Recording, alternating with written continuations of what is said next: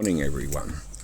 I was watching this YouTube channel and it was something talking about realities or something, but anyway the question was posed, what would be the best era to be born in? And someone come up with the idea, what about 1 million AD? And I thought, well, that's not much of a good idea. You don't even know if the world will be here then.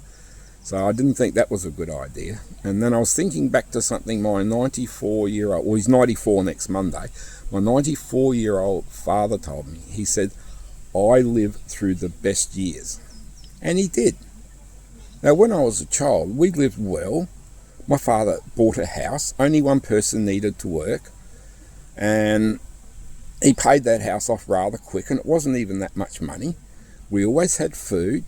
He always had a month's holidays. He had enough money to do his hobby, training racehorses, and believe me, that took more money than what most people won, but he was lucky and won some money.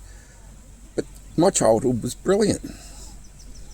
We had the Cold War and Reds under the bed and all that rubbish in the, I'm thinking of late 60s into the 70s, something like that era, even though I was born in the early 60s.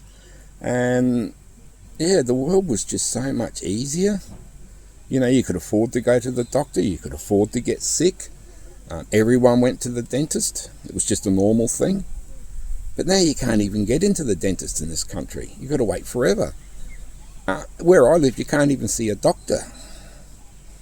It's ridiculous because there's not enough doctors. So we have lived through the best era. So I would put it down.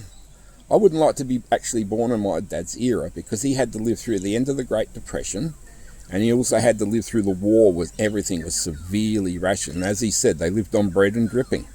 That's what they had. So anyway, I was thinking about 1950 would have been a great era to be born in. And a lot of people born in that era in this country have now retired with huge retirement packages, and they travel around and they live quite comfortably. But no one's going to be able to do that in the future. That's all gone.